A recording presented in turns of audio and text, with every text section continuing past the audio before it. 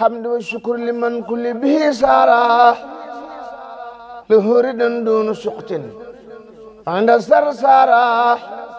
لا سنائي وردوان بلا سقط مسخاد لي من بني ديمان انصارا لله كل لدى أبار مكرمة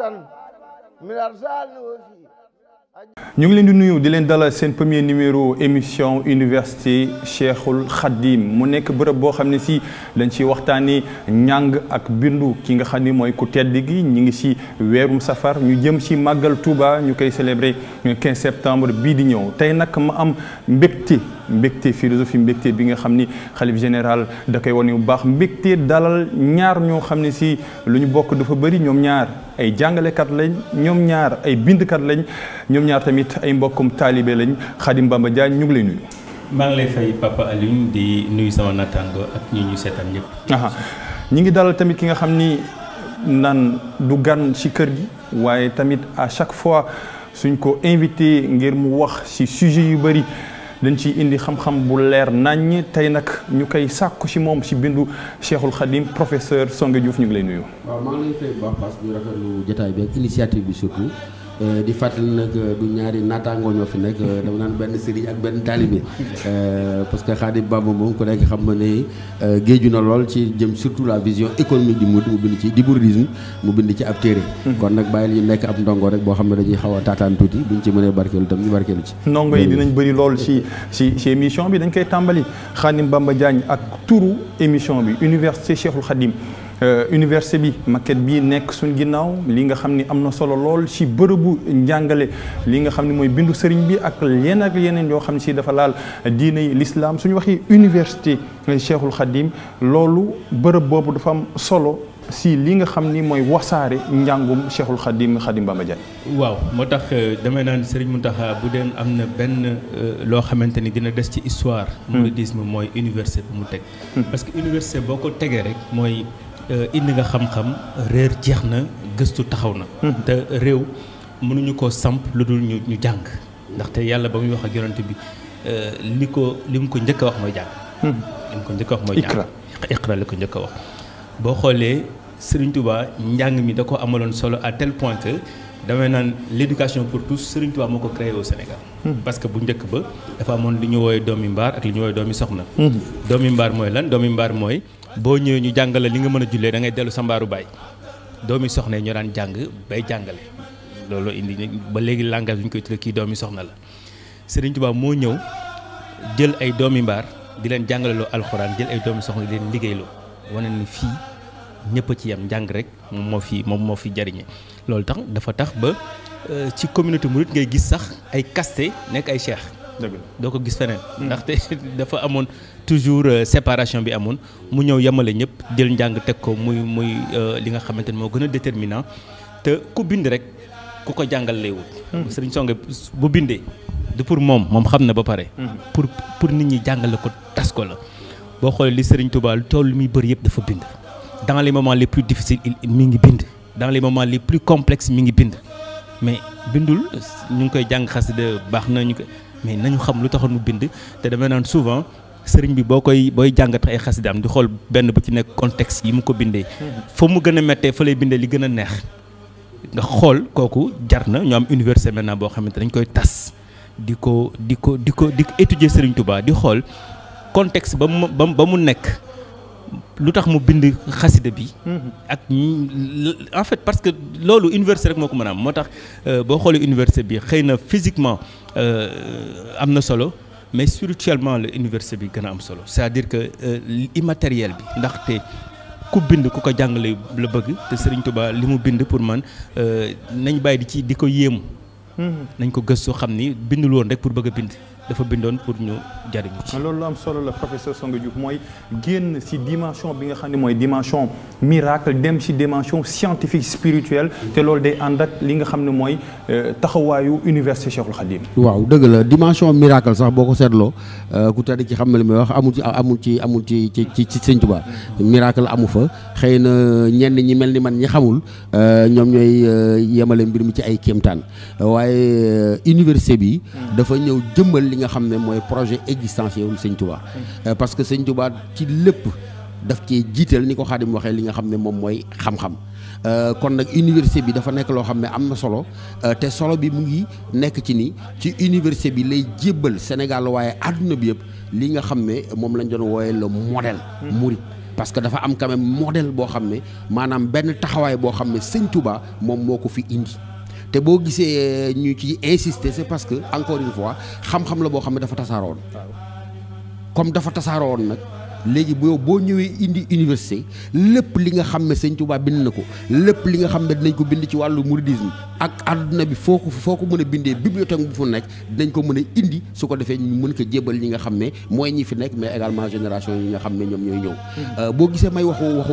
modèle parce que université bi dafay ñëw parachever li ñuy wax ci Touba maanaam dafay ñëw mottali lépp li nga xam ne moom la Sëñ Touba liggéeyoon maanaam de la même manière que Sëñ Touba dafa taxaw naan bu ngeen may wër maa ngi nii maay sama xasida yii bu ëllëgee mën nañ wax bu ngeen di wër lii nga xam ne mooy njàngale Sëñ Touba jëmmam moom moo nekk nii li koy firndeel moom mooy nekk université bi parce que moom boo ne modèle xam nga modèle moom da nga koy taxawal waaye da nga koy ni ñu koy waxee da nga koy xaajale waaw fedd la ak yéen ñi nga xam ne ñoom ñoo fi nekkoon parce que am na modèle boo xam ne moom moo fi nekk mooy modèlu nasaraan bi nga xam ne Sëñ Touba moom la du ma wax sax ne moom la xeex parce que xëy na Xaadim dama ji dimbale foofu parce que man ñu bëri bu ñu naan xeex la mën a du xeex parce que ñaari trajectoire existentielle yu bokkul la ñaari projet de vie yu bokkul la kii dafa jéego dem uti àdduna kii di jéego dem uti yàlla ñaar ñooñu mënoon a daje amuñu ñuy xeex yaakaar naa ne bu fekkee am na lu ñuy wax victoire Sëñ Touba loolu lay doon maanaam dafa jël li nga xam ne mooy mbiru bakkan mbiru àdduna mu bàyyee leen ko parce que xam na ne ñee mu jàkkaarloo la ñuy xeex yëpp jeexital ba foofee la moom mu yóbbu nit ki fi nga xam ne foofa kenn du ko xëccoog moom mooy jëm ko ca yàlla ba moom li mu fi indi dafa nekk loo xam ne dañ ko war a jàngale parce que da ngay xool tous les modèles Xaadim dina dugg léegi ci aspect économique bi modèle boo indi rek ay valeurs de vie ak ay valeurs matérielles ñoom ñoo ko tax a jóg théorie économique boo lal tous les ismes socialisme communisme ak marxisme ak limu épanouissement la essor la mais épanouissement ak essor d'ordre matériel donc Sëñ Touba dafa ñëw delloo si li nga xam ne mooy liggéey waaye liggéey en tant que moyen d'élévation au plan moral au plan matériel et au plan spirituel donc loolu moom mooy li nga xam ne mooy modèle bi mooy li nga xam ne moom mooy originalité bi am na ko tudd Abdou Aziz Mbacké Madialis baa ngi tombé woon ci il y a 3 ans ou 4 ans téere bu mu tuddee xidma muy wane ni ce qui fait l'originalité vraiment de Sëñ Bamba mooy que moom dafa jàpp ne développement bi d'abord c'est un développement intégral de l'humain mais développement intégral de l'humain boobu épanouissement am ni ma ko waxee sànq newul épanouissement en termes de progrès matériel en termes d'accumulation de richesse loolu du fin en soi mais dafa ne encore une fois c'est une élévation morale c'est une élévation spirituelle te loolu li koy tënk boo demee da ngay dégg suñu mbokk mu di naan la dërëm ak ngërëm xam nga dërëm ak ngërëm ça veut dire que am na benn lien boo teg yow bu fekkee dërëm rek la te dërëm bi amul ngërëm baaxul parce que amul barke waaye bu fekkee itam ngërëm bi dafa teguwul ci dërëm dafa mel ni yow da ngay dox ci dund li nga xam ne leen di ñàkk indi donc dërëm ak ngërëm dafay résumer tout le modèle bi nga xam ne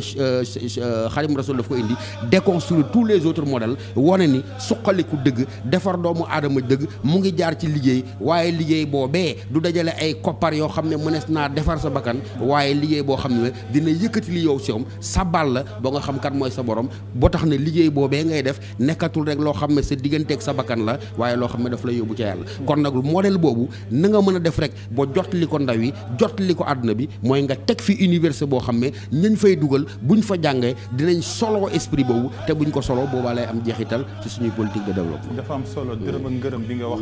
mooy titre livre bi nga xam ne Djibi Diakhaté ak Cheikh Gueye daal dinañ koy bind fësal ko xam naa tamit dinañ toogaat fii nga xam ni mooy jotaayu université Cheikhul Khadim ngir gën ko wasaare Khadim Bamba Diagne suñ ne modèle lu tax ñu ne mouridisme modèle la lu tax. parce que mooy li Songe doon wax léegi rek sëriñ bi dafa fekk ay yoon yu bari. xam nga boo xoolee suñu maam yi dañoo dund esclavage lu yàgg dund colonisation dem na ba boo rafetee dañ naan dafa rafet comme tubaab wala comme naar dañoo dem ba mentalement dañoo réduire ni ñun waruñoo baax waruñoo bokk ci lu baax dañoo war a toppee. sëriñ bi ba mu ñëwee loolu la fekk. sëriñ bi xeexam loolu la woon il voulait montrer à l'homme noir que ni donte dund nga esclavage donte dund nga colonisation kenn gënul il fallait que mu rehausser ko te bu ko bëggee rehausser du toppandoo naar du toppandoo tubaab parce que ku mu toppandoo rek ñu ne yoon bi mu jël moom mooy yoon bi seen maam yi baaxoo di jël mu jël yoon boo xamante ni kenn musu cee jaar du woon yomb ndax nit ku ñuul koo xamante ni jàppoon nañu dañ ko war a moom nit bu la ñëwee pour libérer la du yomb moo tax le combat de Serigne Touba foofu loolu mooy sens bi lépp te ba mu koy def ndaw la woon rabbi ashabak bil himmati ba mu koy wax ndaw la woon il avait 29 ans parce que damay naan souvent boo xoolee murit yi ñi ko waroon ñëpp ay ndaw la ñu woon mais il fallait def benn révolution changer perturber mentalité yi fi amoon nga xamante ni yi fi naar yi la ak tubaab yi boo bëggee créer modèle bu bees nag di nga fi bàyyi li naar yi teg di nga fi bàyyi li tubaab yi teg te li song wax léegi rek gis nga amul benn politique économique boo xamante ni lu ko lal c'est pas la maximisation du profit les libéraux c'est la maximisation du profit les socialistes c'est la communauté est au-dessus de l'individu ñoom communauté bi la ñu teg au-dessus de l'individu mais le problème bi may reprocher Max rek mooy y a pas de morale dans sa politique quand on dit parfois prolétaires unissons-nous mën nañoo dal ci kaw ko am xaalis or Serigne Touba dans sa vision mooy na nga liggéey mais talabul xalal mooy lekk lu lew liggéey boo xam ne dafa lew da nga koy jëlee fu lew def ko fu lew mais li gën a am solo ci liggéeyu ci li ma jàpp man ci gis-gisu vision modèle Serigne Touba mooy xitma muy turam bi xaadim même le serviteur al xitma par exemple nous autres les universitaires dañ naan ñetti mission la ñu am l'enseignement la recherche et rendre service à la communauté c'est le fait de rendre service à la communauté loolu pour man mooy xitma bi Serigne Touba indi muy li ma jàpp moo ëpp solo ci àdduna man damay nekk murid mais chaque fois maa ngi xalaat toujours la communauté lépp lu xew nan lay def pour la communauté créer ay stratégie yoo xamante ni day wane ni bokkul ak benn modèle le crowdfunding bi ñu nekk canadien ñoo ko créé en 1992 te 1917 murit yi utiliser ko Serigne Touba woo leen na leen na ku ci nekk indi ñu ñaar fukki ngurdu ak juróom-ñett boo ko calculer ci franc CFA constant 150 000 francs lay toll. ne leen mënoon naa koo defal sama bopp mais dama leen bëgg a wan yoon bi nga xamante ne bu ngeen fa jaaree lépp lu ngeen bëggati di ngeen ko am garder seen ngor. garder seen dignité parce que Serigne Touba loolu da ko amaloon solo ngor ak dignité parce que dafa am valeur yoo xamante fii la ko islam fekk. boo xoolee ba mu jógee gànnaar li mu wax maam Cheikh Anta mooy mën ngeen jaar fépp fu ma jaarul du ma fa def lu leen di tuutal du ma fa def lu leen ñàkkal fa du ma fa def loo xamante di nga ne ak cam c'est-à-dire que valeur yooyu fii la ko diine fekk. mais dafa jëloon valeur yooyu Serigne Touba modèle boobu léegi dafa lalu ci ay valeur lalu ci liggéey parce que chez le mouride le travail est plus important que la réussite. parce que c'est une forme de prière. pour ñoom le travail c'est plus important que la réussite. gis nga nit mën nga nekk murid réussir ba pare am na ñoo xam bu ñu réussir dañuy toog léegi di xaar les fruits de leur truc mais le murid pour moom même bu réussir dafa war a continuer di liggéey ndax liggéey bi jaamu yàlla la ko jàppee. c'est-à-dire que du pour finalité bi mais objectif bi mooy jóg di liggéey en plus le fait que mu def ci ñun ni ko maam Cheikh Ibrahima Fall doon waxee. asgor war naa jombale boppam yow suba tàllal loxo suñu borom lu liggéey di maye. et à partir de ce moment nga xool ni lépp dañ ko teg ci nangoo liggéey bi mais boo ko liggéeyee boo ko amee du pour yow kese booy wut siwo yàlla jox la paan dalee naan ni yow jëlal sa siwo bi li ci des te bokk ak nit ñi. mooy service rendu à la communauté te service boobu nag man jàpp naa ni bis bu ko Sénégalais yi xamee xoolal Sénégal ñun lépp suñu problème demal entreprise bu la neex da ngay wax ak mun a ngëmm di la xool. rendre service la Sénégalais yi mënu rendre service da ngay dem war a fay sa facture nit ngay wax ne mu lay xool goo xamante ni comme si lu tax nga ma koy laaj wala ñu wan la ni il faut nga am loo joxe wala yu demee noonu. service boobu pour man Serigne Touba li ëpp solo ci liggéeyam mooy rendre service à la communauté te rendre service boobu nag il faut que ñu gën koo jàngat te université yi day tax nit ñi gën koo xam mën koo dundaale boo xoolee wax ak murit sa mbokku taalibe ni muy yëf yi ni muy gaawee. ndax li ngeen bokk. loolu gis nga bu wesaaree ba Sénégalais yëpp xam le service parce que Sénégal kenn mënut a rendre service bu ñu la dénkee mbir yaa ngi jéem a xool nooy def ba luubal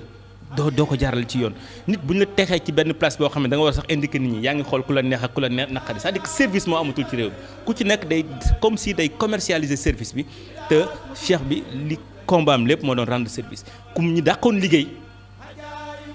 dañ ñoo daan jàppale ñi daan jàngale alxuraan parce que sëñ bi daan jël ay nit di leen jàngaleelu alxuraan ñii di liggéey mais ñiy liggéey ñooy compenser yor kër ñiy jàngale alxuraan nga xamante ni ku ci nekk di nga dans la société ku ne di nga def sa li nga war a def mais kenn du ormle boo ko amee sax kersa la yenn saa yi nga koy wane. Je pense que loolu noonu gis-gis boobu nga xamante ni da ngay day tegu ci liggéey mais jaamu yàlla bi dafa ëpp doole liggéey bi parce que la richesse spirituelle moom la murit yi jiital que la richesse financière wala la richesse matérielle bi nga xamante ni mooy dawloo. Professeur Samba Diouf Khadim Bamba Diagne dafa yëkkati benn fànn ci modèle bi nga xam ni mooy murit muy liggéey. lu tax mu am solo ci yoonu murit. waaw li tax mu am solo ci yoonu murit ki jëmmal jëf ci yoonu murit déjà moom moo ko réglé mooy maam Cheikh Ibra Fall. daan na wax ne fexe leen daal mooy tax lu mu fayee ko ñu ne ko lan mu ne ngeen fexe ba ñu fay wax bàyyi jëf xam nga loolu jeex na donc parce que mouridisme ñaar la corpus théorique la ay xasida la ak loo mën ci dégg ay panégyrique waaye également partie action la pratique te loolu Cheikh Ibra Fall moo ko jëmmal donc loolu dañ jox valeur boo xam ne gisuma feneen fu ñu ko joxee li nga xam ne moom mooy jëf te jëf jooju newul un moyen de promotion individuelle déedéet la preuve que comme ni ko Xaadim waxee sëñ Touba njàngaleem dafa jël askan wi teg ko ci kaw ki nga xam ne moom mooy kenn ki boo tax na sax damay ruus yëkkati yenn am yi yenn ndóol yi bu nekkee ci man bu gaa ñi dajalee Europe solidarité boobu muy wax xëy na dina baax ñu koy jàngale fii ci université bi institutionnalisé ko mais foo dem ci àdduna bi xam nga ne am nga fa kër sëñ Touba mais kër sëñ Touba bi lan moo ko tax a jóg li ko tax a jóg mooy néew ji doole bi nga xam ne mu ngi ne salaamaaleykum ñoo dans un monde hostile étranger ñu yoral ko ci ab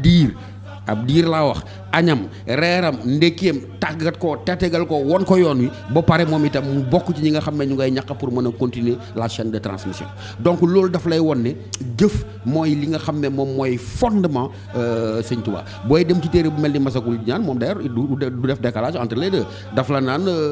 jëf bi ak xam-xam bi ñoom ñaar ñoo war a ànd bu fekkee da ngaa xam te jëfoo tu es très condamnable et blâmable bu fekkee da ngay jëf te xamoo également tu es condamnable et blâmable ça veut dire que ñoom mënuñu taqale lépp li nga xam ne moom mooy jëf ci biir li nga xam ne moom mooy jëmmal yoon wi nga xam ne moom la Sëñ Tuubaa rek kon nag la valeur de l'action est une valeur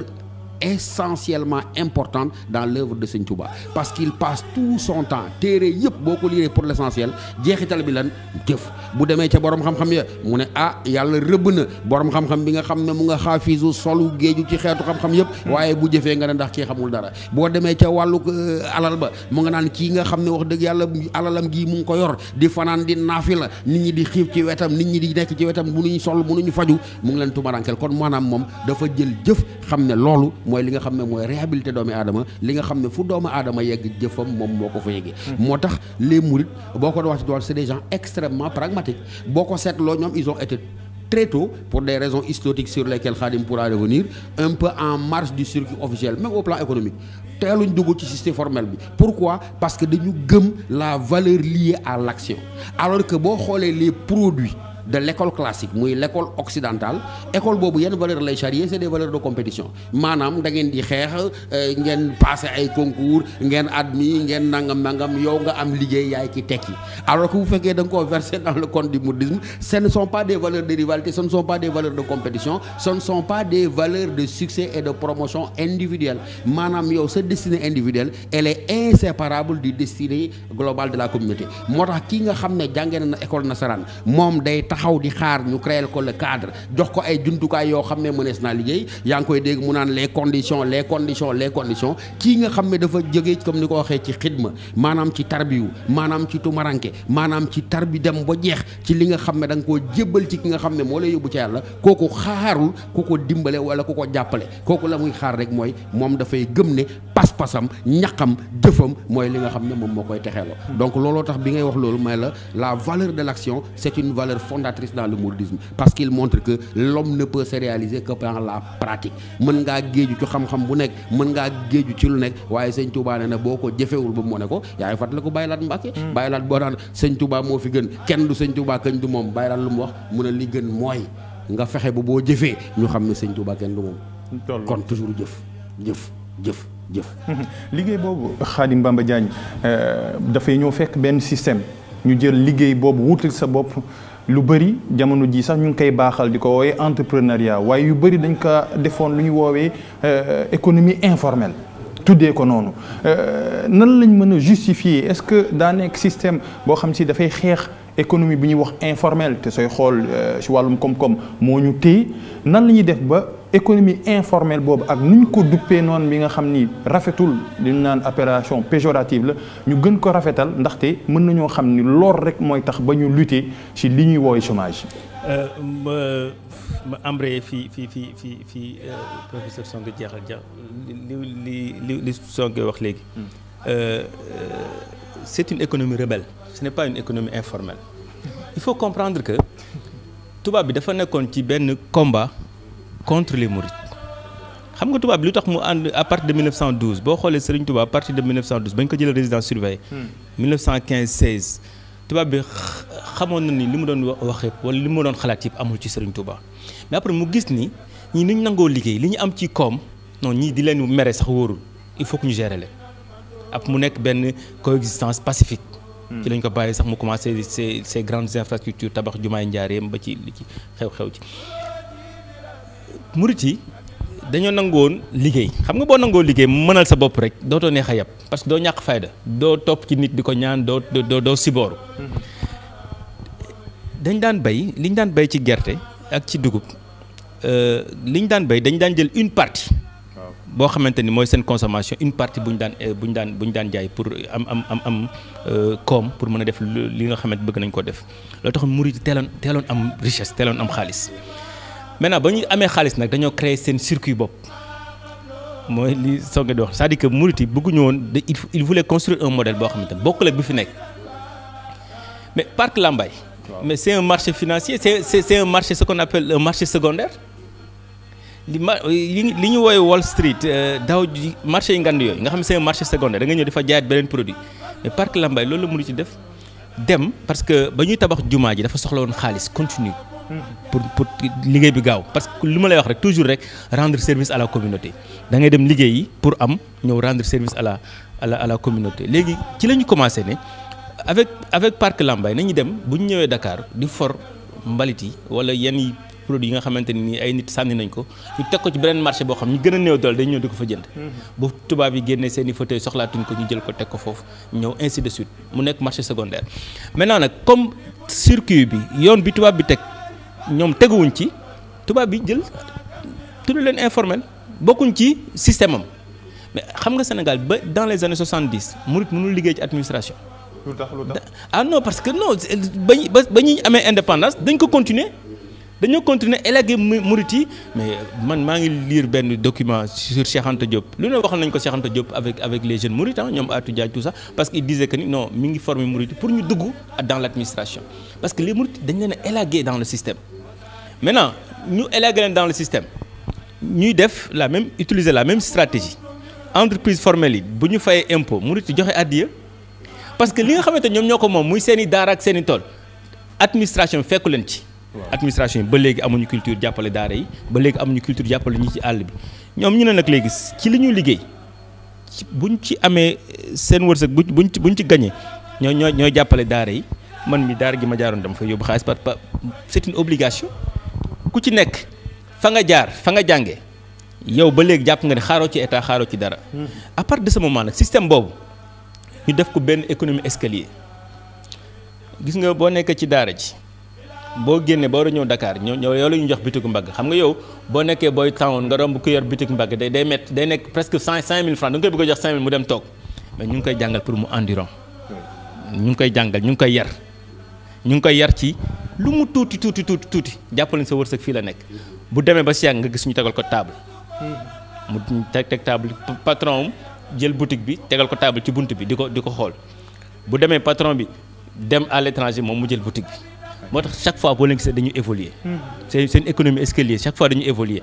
maintenant nag comme ñu nekk dans le formel ba léegi seeni lunettes yi ñu yor changé wuñ ko dañ leen non c'est l'informel dañoo xëy suba gis ni ñoo ñu ëpp xaalis ci Sénégal à partir de ce moment mais mënoo jël loo xamante ni ñi ci nekk ñoo ëpp xaalis ci Sénégal topp ñu sa yoon bi nga tracé yow mais nga bëgg leen jàppee informel c'est une économie parallèle c'est une économie elle n'est pas informelle parce qu'elle est là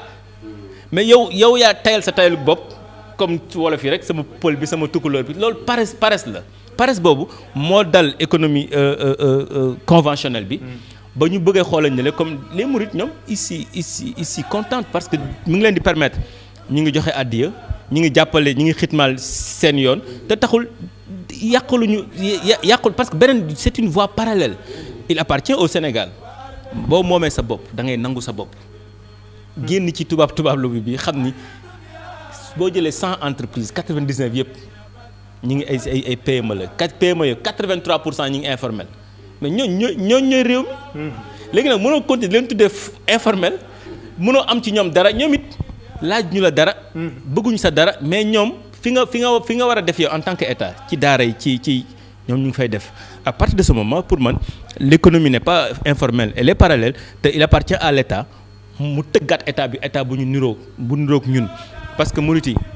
tëgg nañu seen dëkk tëgg nañu seen économie tëgg nañu seen politique parce que aujourd'hui ñu ngi naan président actuel dina def 3e mandat wala def 3e mandat mais dans la politique murit amul problème ku mag yaa ñëw toog c'est-à-dire sur le plan politique ils ont réglé la chose sur le plan social ils ont réglé la chose sur le plan économique ils ont réglé la chose dafa soxla woon rek benn université bu ko officialiser formaliser ko pour nit ñi gis ni lii yoon la boo xamante ni politique la lépp a clair or ñi toppandoo tubaab yi ba léegi dara leerul. te professeur mën nañu wax sax circuit bu ñu wooyee circuit formel bu ñu moomee suñu bopp indépendance entre guillemets ba léegi war nañu gis nañ ñi doxul parce que jamono circuit formel ba léegi dina bëri ay ndaw yoo xam ne si dañ leen dem ñu tàggal leen ci école occidentale yi bés bu ne wala at bu ne ñuy fëgg ci bunt yi nga xam ne mooy buntu emploi te bunt yooyu at bu jot day gën a fermé wu. waaw parce que day jëmmal li sëñ Khadim doon junj léegi bi muy wax ni parce que c'est-à-dire que boo gisee pour tontu li nga ne à partir des années di 70 mais mën nga gën a wàcc sax sëñ Khadim boo jëlee ñoom Cheikh Abdoulaye Dièye ñoom Cheikh Béthio Thioune dans les années 66 ak yooyu déjà ils ont été déjà complètement exclus du système formel xam nga lu tax. parce que dañu xamoon ne ça c'est un anti-modèle parce que dañu xamoon ne lii ñii fañ ko teg dafay mabal le fonctionnement normal de leur économie tel que ñoom ñu trancé ko tel que ñu xalaat ko donc moo tax c'est des gens comme il l'a dit j'ai bien aimé bu mu ne c'est une économie rebelle parce que c'est une économie par contestation de l'établi mais boo gisee mu mën loolu dafa charrié wu ci encore une fois benn vision boo xam ne moom moo fi nekk ñoom am na nu ñu gisee économie am na nu ñu gisee soqaleku am na nu ñu gisee texe doomu aadama te comme valeurs yooyu dafa opposé wu complètement ak li nga xam ne moom la tubaab bi doon véhiculer comme valeur moo tax boo ko seetloo yeneen tarixa yi entre guillemets ñoom ñooy gënoon a bari ci administration bi alors que le mouride on s'en méfiait de la même manière qu'on se méfiait de Khadim Rassoul parce qu'on sait qu'il était porteur d'une société qui dit et enseigne exactement le contraire de ce que charrie comme valeur le modèle occidental déjà da ngay ñëw xool démocratisation ba mu andi démocratisation boo xam ne bu njëkk bu dee suñu société à caste la woon ni mu ko waxee mbaar parce que mbaar ça renvoie à des forgerons ay tëgg ak yi demee noonu mais sëñ Touba li mu njëkk a indi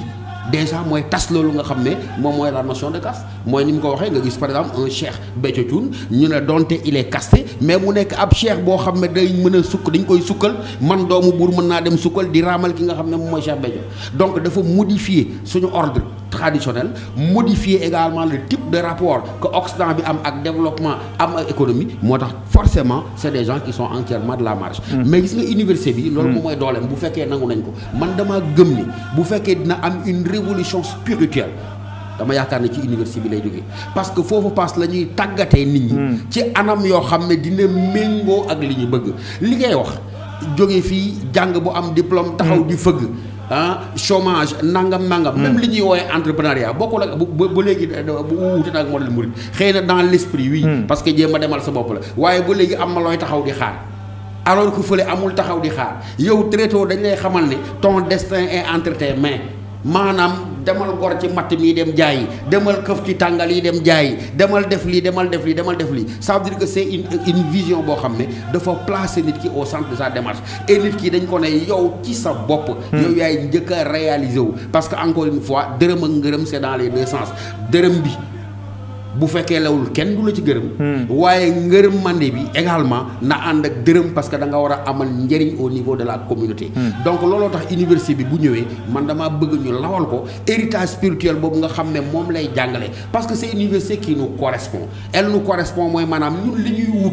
soxla ko mais di ko ut ci anam yoo xam ne bokkul ak li nga xam ne foofu la ñu war a jaar mais moo tax passe du yegg fa ñu war a yegg parce que encore une fois cette notion de xidma yaa ngi fàttaliku Abdou Bakki boobu moom PIB ni mu koy traduire piété intérieure bienfaisante mais loolu mooy sensu PIB xam nga piété intérieure bienfaisante mooy man maa ngi jëf maa ngi liggéey waaye la mu ci jublu mooy ànd ak dal googu mooy maanaam du ma jaamu alal gi du ma jaamu xaalis bi parce que encore une fois bu ma yoroon ay milliards tam passe du ma teree continuer liggéey parce que rapport ba ma am ak liggéey c'est pas un rapport instrumental boo xam ne damay defaru di accumuler ay biens di accumuler ay richesses mu ngi ci waaye loolu du nekk finalité kon dama jàpp ne révolution spirituelle bi foofu la war a jógee rompre avec les modèles de développement occidentaux ak ku mën si doon moom économiste moo da gën a xam boo demee ca Malthus lu mu lay wax de manière caricaturale lay waxee de parce que je parle sous le contrôle d'un grand économiste Malthus dafa naan fexeel ba en tout cas le nombre de bouches à nourrir méngoog les ressources disponibles su ma ko retranscrire bu jur bi bañ a bëri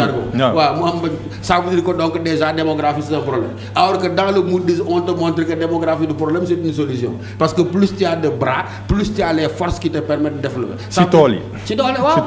ci tool yi ak fépp tool yi tey nag doo ko jël au sens de xel comme tool yi moom voilà mu ngi nii fii nga toog ni tool la fépp tool la donc dimension boobu je crois que dañ ci gën a war a tàggat ndaw yi su ko defee yi may dégg yëpp ay développement personnel ay leadership je dis c'est déjà réglé bu fekkee da ngaa dugg ca biir mouridisme parce que leadership weesuwul ñu ne la yow mii dafa am foo bokk dañoo def dara ci yow lañ soxla ci yow mooy gannaaw ba nga jàngee nga fexee delloo askan wi li nga xam ne moom la def ci yow kon nag lu naa foofu la leadership di commencer foofu la développement personnel di commencer mooy croire en toi croire en tes forces et en ta créativité yaakaar naa loolu mooy révolution spirituelle bi war a jógee ci université lu am solo la leneen loo xam ne si mën nañ ko wax Khadim Bamba Diagne si modèle mouride mooy jàng esquissé nañ ko bu ñu doon tàmbali parce que yaa ngi bind sa livre bi nga xam ne mooy vision économique mouridisme ne tubaab bi dafay ñëw teg école sëñ bi ñu indi daara ak daayira mën nañu wax sax ce sont comme wax nga léegi économie rebelle mais genre bërëb yoo xam ne si dañ fay tàggat mais wuteeg lool ak lu fi tubaab bi teg. mais looloo tax ki jàng ci école tubaab bi du wut liggéey te boo deful tànk bi buñ koy recruter dañ koy recruter ka nga xamante ni ca daara ja la jaar parce que daara ja duñ la jàngal rek jàng dañ lay jàngal la liggéey jàngal la muñ. dañ lay jàngal nga endurant ku jaar ci daara rek. daree àdduna war a laa saf mun laa metti ndaxte bu doon metti la yow dund nga ko c'est-à-dire que buñ la boo paree moo tax boo nekkee ci daara da ngay mere sëriñ bi boo génnee sëriñ moo lay gënal sa lépp moo lay gënal sa lépp parce que en réalité loo gis ci àdduna bi rek gis nga lu ko gën a metti à partir de ce moment dañoo dem ba à un moment donné produit bii génn ci daara bi ak bii génn ci école dañuy mel ni bokkuñ ci benn réew c'est-à-dire que Sénégal ñaari système dafa parallèle à tel point que da ngay naan ñaar ñi mënuñoo bokk ci benn réew ki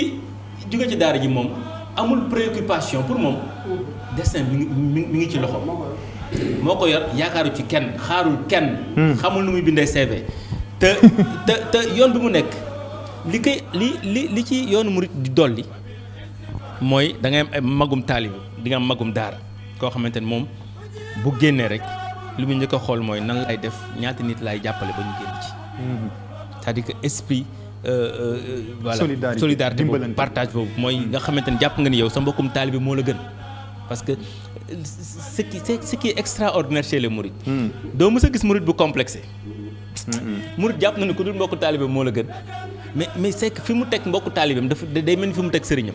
et à partir de ce moment day mel ni moom récompense bi muy am mooy bu jàppale nit ba nit génn ci situation boobu léegi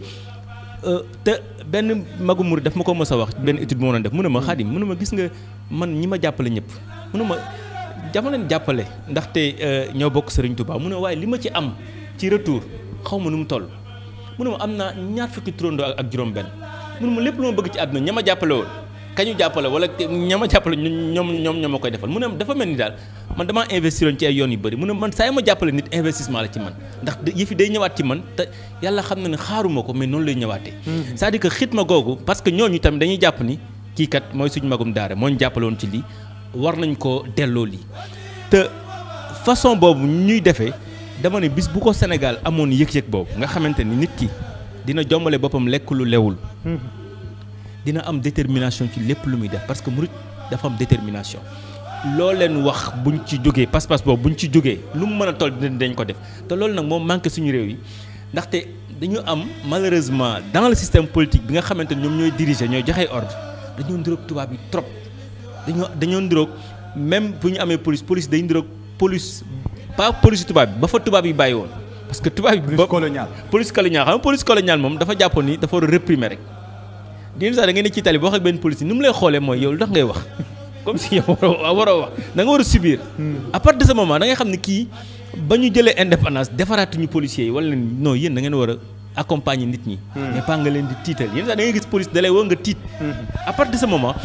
damay naan nurul tubaab bi bu dañul ndax Serigne Touba xamoon nañ ni mënoo tabax réew bëgg koo tabax ci ay génération bëgg xale yi bu ñu màggee am dignité parce que man damay naan souvent merew ma France merew ma kenn pour man fi ñu nekk nii 60 ans après indépendance lépp lu ñu dal rek ci ñun la suñu yaafus la parce que Serigne Touba li mu wane mooy sa deuxième ville Touba bi nekk la deuxième ville sur le plan économique sur le plan démographique amul 100 ans ba fa nit ñu commencé dëkk ndax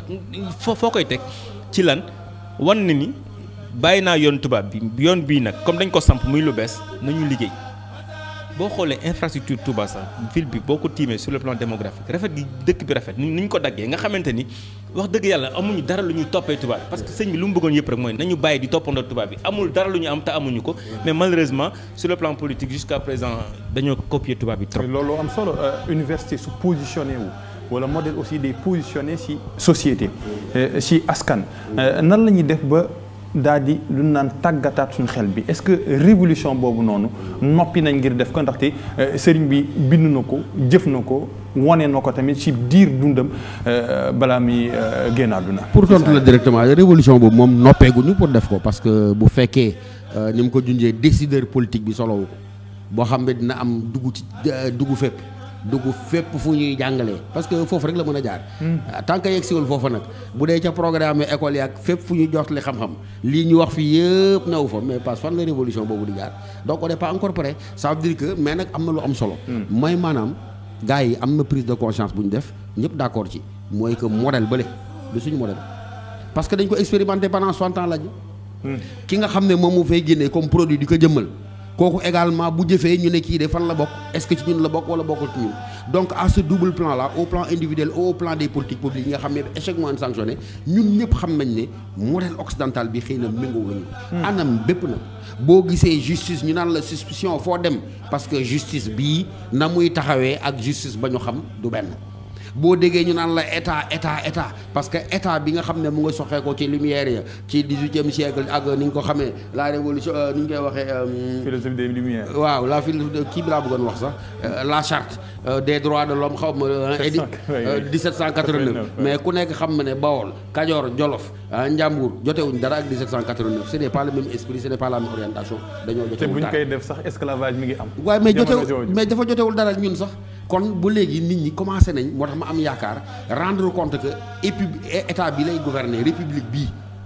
bokkul ak yow li nga xam ne moom nga xam bokkul ak li nga xam ne loolu la war a gouverner politique économique yi ñu fiy teg itam ku nekk xam na ne lajj na parce que ba léegi ndóol gaa ngi yokk ñi am ñu ngay am ñi ñàkk ñu ngay ñàkk ndaw yi ñu ngi leen di tàggat waaye ñu ngi yokk ay taux de chômage kon nag dama jàpp ne à partir du moment où am nañ prise de conscience que modèle bi fi nekk modèle éducatif bi modèle anthropologique bi modèle économique bi modèle su xam nañ ni échoué na dama yaakaar ne c'est un premier pas xëy na dans quelques générations espérons-le pour que ñu nangu nag vraiment assumer cet héritage spirituel là te assumer ko encore une fois mooy consensus social boo xam ne dañuy mabbal li nga xam ne moom moo fekk comme système d'enseignement parce que loolu consensus lay doon ñëpp ànd ci d'accord ñu ne li ñuy tabax baaxul comme baaxul nañu dellu ci lañ moom naka la ñuy delloo ci moom mabal li nga xam ne moom moo fi nekk daal di jëmmal li nga xam ne moom lañ jàpp ne foofee bu ñu fa awee dinañ tabax ki nga xam ne moom lañ soxla te dinañ suqali ko également ci anam yi nga xam ne moom lañ bëggee mais encore une fois il serait vraiment dommage que cette révolution spirituelle là bi nga xam ne on en a les moyens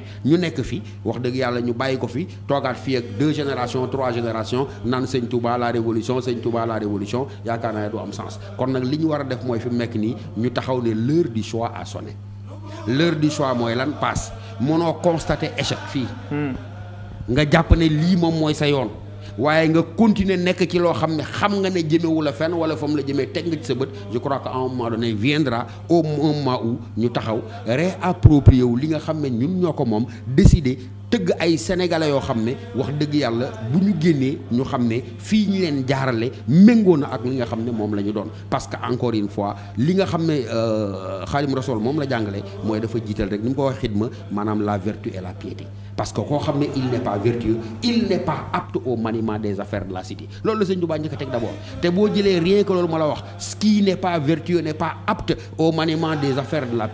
des affaires publiques mais ça veut dire que très clairement boo ko fi indi woon li ñuy wax bonne gouvernance li ñuy wax ay c'est des problèmes qu'on aurait réglé depuis très longtemps parce que encore une fois kii nga xam ne produit école occidentale la il est rimé à l'avoir kii nga xam ne produit Sëñ Tuubaa la nag il est rimé à l'être il est d'abord et ensuite il cherche à avoir mais la finalité de cet avoir-là c'est de mieux être encore. C'est important l'équilibre war a am entre être ak avoir beneen poñ bi nga xam ni Khadim Bamba Diagne ci modèle bi mooy l'idéologie mouride maanaam murid soo ko gisee rek xàmmee ko est-ce que loolu tamit am na solo si jamono bi ñuy wax naan bu ñu jugee ci guerre froide wàllum culture ak wàllum civilisation l'idéologie mouride nga gis murid de xam ni kii murid la nan lañ ko mën a positionner ci modèle li nga xam ni moom la sëñ bi daat fi bàyyi. moo tax au-delà même du modèle y a une civilisation mouride. li ma la wax Sëriñ Tuubaa dafa bëggoon wan nit ku ñuul que ni bul toppandoo kenn amal nga sa bopp lépp. li murid dañoo osé c'est que dañoo audacieux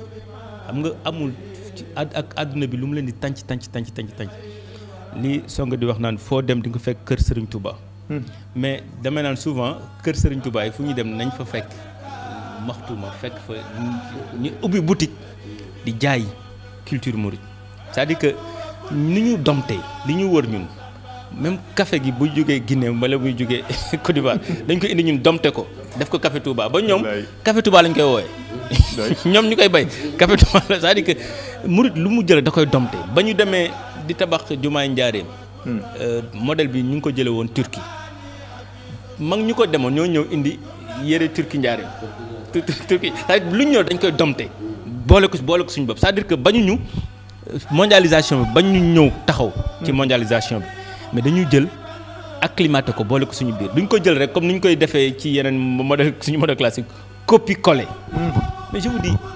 xoolal la puissance financière de Serigne Cheikh Saliou Mbacké xoolal sa puissance financière ku yàlla dénkoon tey puissance financière am nga nekkoon ci beneen système bi nan ngay dundee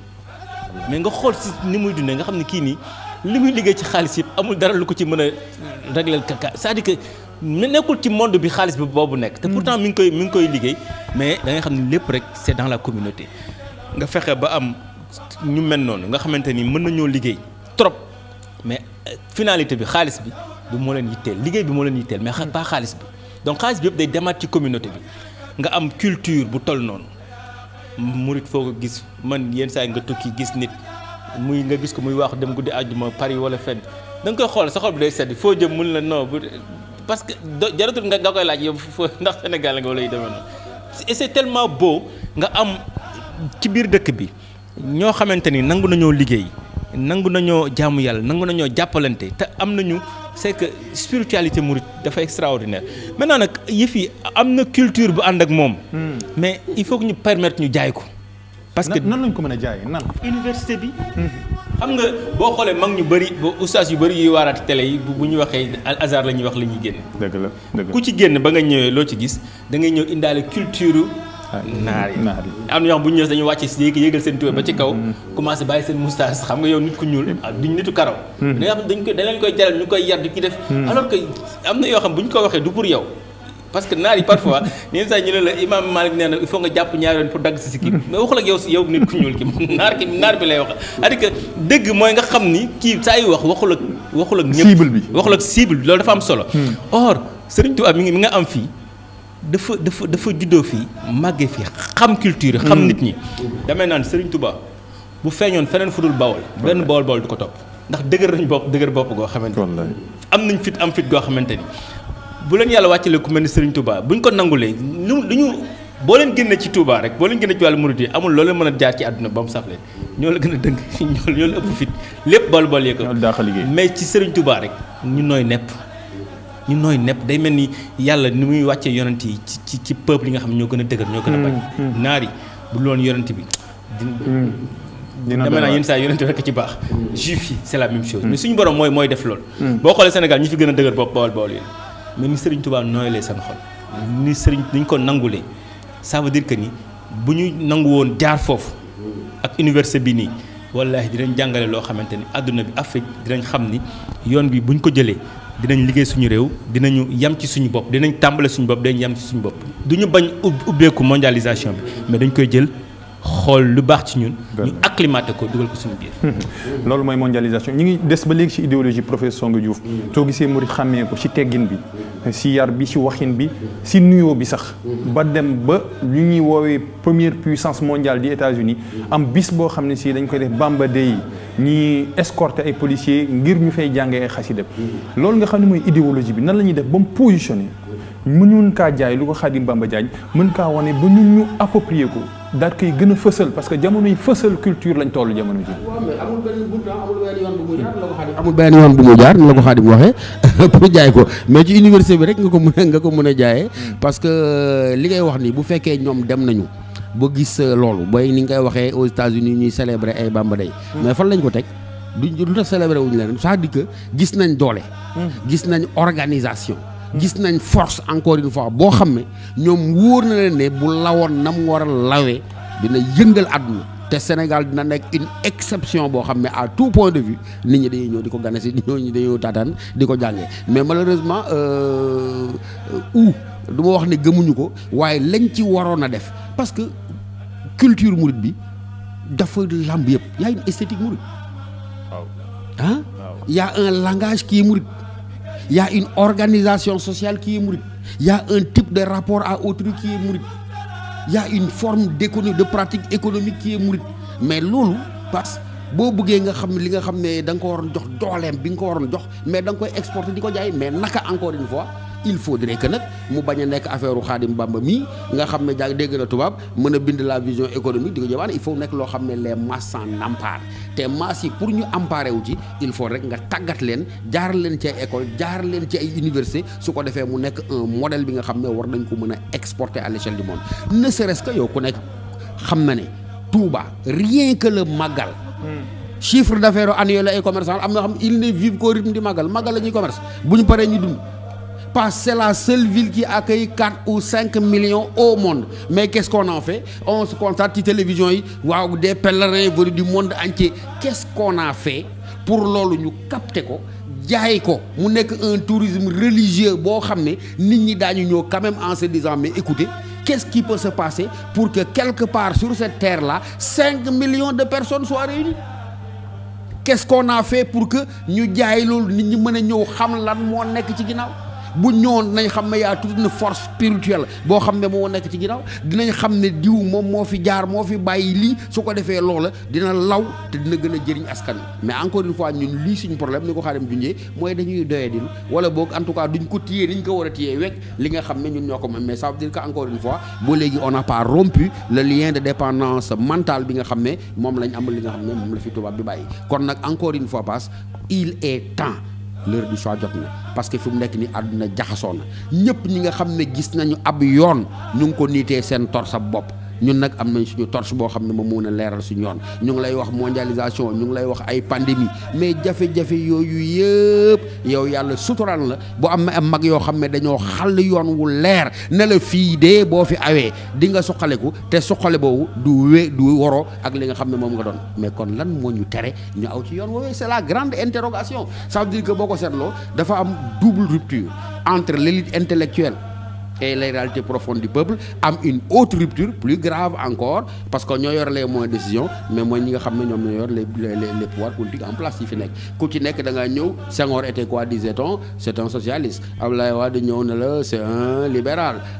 le président Macky Sall ne c'est un libéral Abdou Diouf bon un peu hybride Abdou Diouf xaw ma moo koy dugal en tout cas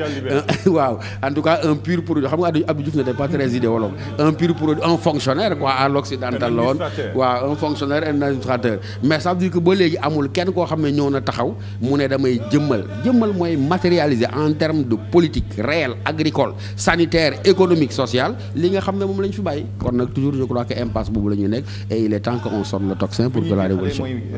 duñ mën a am ki nga xam ni xam-xam dafa màcc ci wàllum koom-koom war ko jaaxale si li nga xam ni mooy màggal pandémie jotoon na fi ñëpp di tëj jamono bi dëgër lool sëñ bi ne dañuy màggal te loolu noonu am na lu bëri lu mu def si suñ koom-koom réew bi Khadim Bamba Diagne. mais loolu donc dafa am ñaari niveau d'analyse sur le plan spirituel sur le plan temporel. Serigne Mountakha métti woon na dem nañ ba tëj jumaa yëpp. su ma ubbee Sénégal ba léegi gis ay 40 cas Covid ba léegi mi ngi am nit ñi mel ni ku ko yëgul man tout mon combat au début c'était ça parce que xamoon naa neex naqari fii la ñu mucc nit yàlla sàkkul nit pour ñu koy tëj Serigne Mountakha rek moo comprendre loolu Serigne Mountakha rek moo comprendre ni c'est-à-dire que virus bi jaamu yàlla la qui est dans sa mission te yàlla mënul sàkk nit ne ko yaay sama xalifa ci kaw suuf wàcc benn virus nit bëgg a daw responsabilité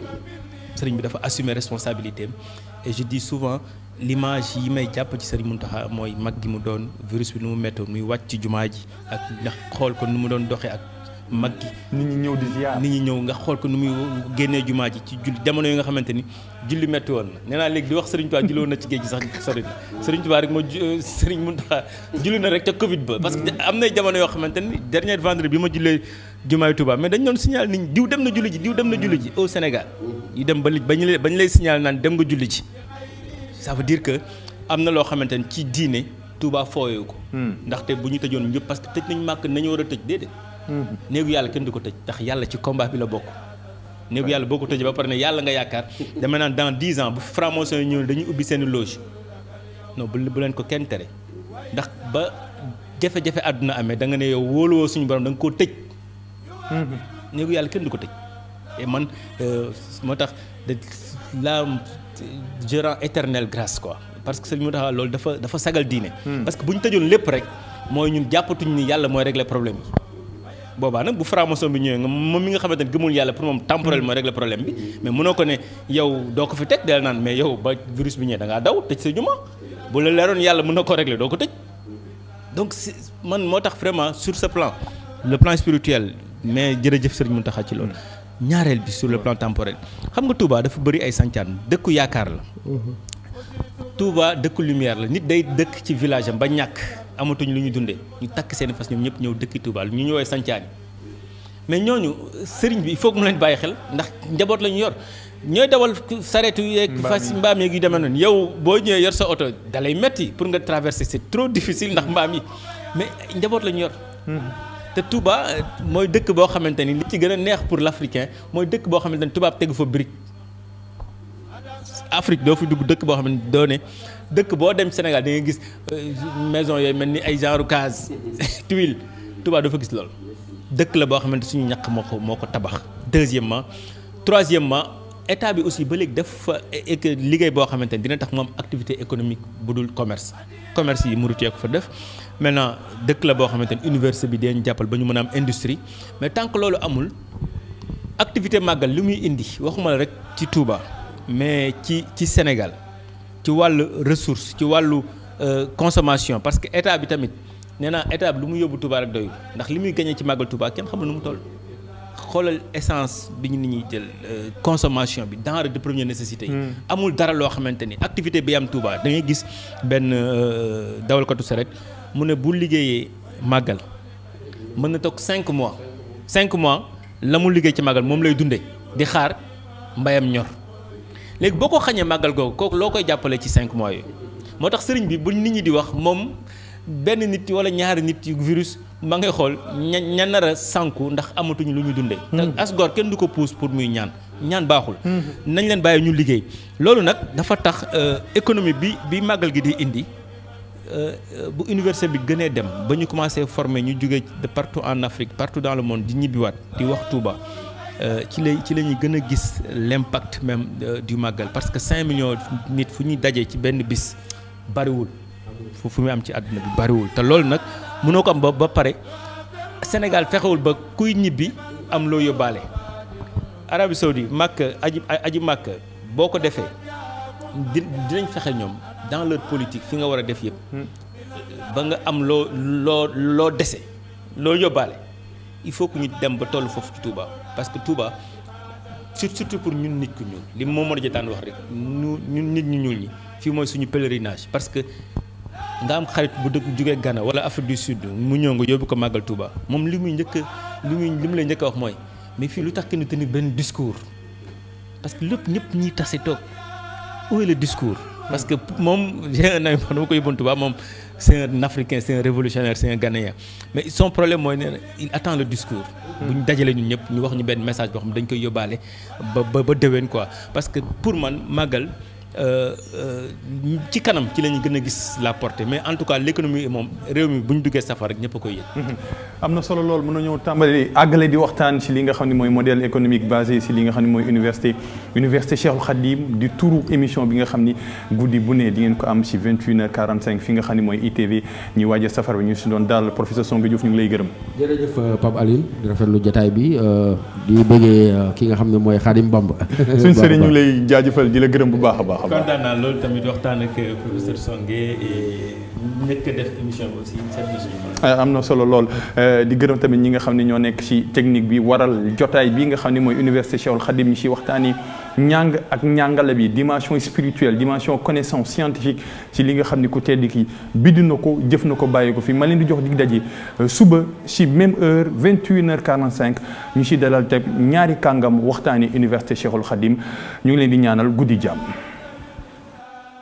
حمد والشكر لمن كل به سارة لهورد دون سقط عند السرسارة لا سنائي وردوان بلا سقط مسخاد لي من بني ديمان أنصارة لله كل لدى أبار مكرمة من أرسال وفي